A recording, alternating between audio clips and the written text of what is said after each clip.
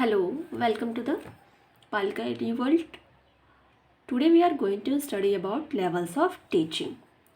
There are three levels of teaching: memory level teaching, understanding level teaching and reflective level of teaching. Teaching के three levels होते हैं: memory level, understanding level और reflective level. Which level of teaching is called thoughtless level of teaching?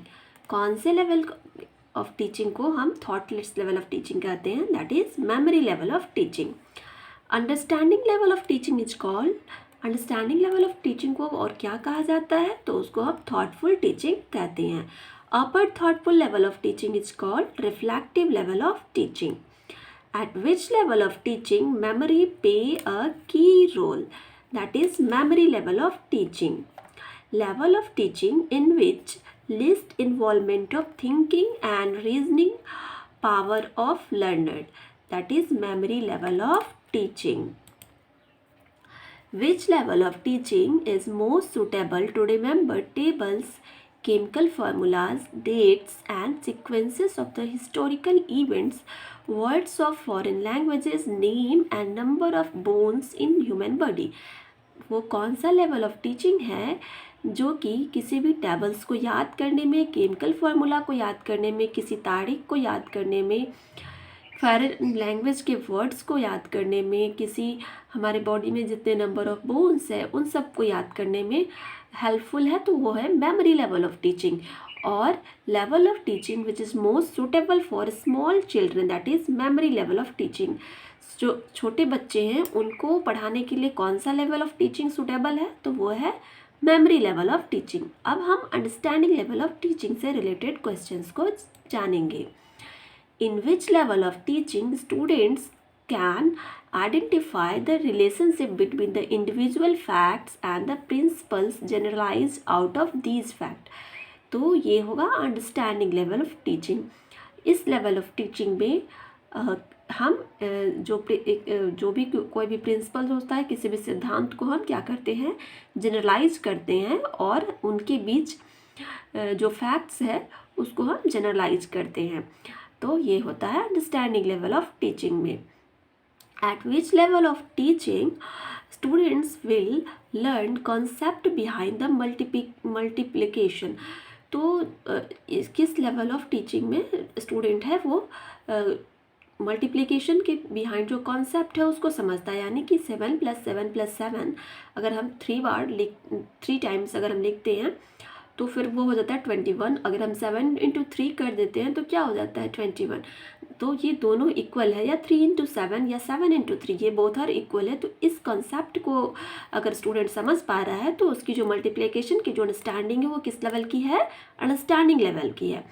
Student is able to difference and similarity between acquired facts. That level of learning is called understanding level of learning. अगर कोई student किसी भी दो चीज़ों में difference और similarity को ज्ञात कर पा रहा है तो उसकी लर्निंग क्या है? अंडरस्टैंडिंग लेवल की है.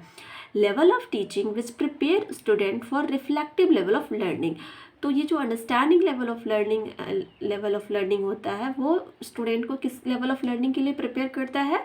तो रिफ्लेक्टिव लेवल ऑफ लर्निंग के लिए. और रिफ्लेक्टिव लेवल ऑफ जो लर्निंग है वो है ये हमारा थर्ड है. तो रिफ्लेक्टिव लेवल ऑफ लर्निंग के बारे में अब हम जानेंगे. इसमें है learners develop ability to solve problems at their own initiative. इसमें जो स्टूडेंट, चूँकि ये जो रिफ्लेक्टिव लेवल ऑफ लर्निंग होता है वो क्या होता है? ये स्टूडेंट सेंटर्ड होता है, लर्नर सेंटर होता है. इसलिए इसमें सबसे अधिक रिफ्लेक्टिव लेवल ऑफ लर्निंग में ही जो स्टूडेंट होता है वो एक्टिव होता है. इसमें स्टूडेंट्स का एक्टिव पार्टिसिपेशन जरूरी होता है. Sheetal, a graduate student of economics, is able to identify the problem of skilled labour availability in India and able to give some suggestions to solve this. Her learning on labour market is. Sheetal एक graduate student है economics की जो कि सक्षम है India में जो skill level की दिक्कत है वो किस वजह से है उसके कारण को आइडेंटिफाई करने के लिए, और साथ ही साथ वो कुछ सजेशंस भी दे सकती है कि उससे स्किल लेवल की अवेलेबिलिटी को कैसे कम किया जा सके.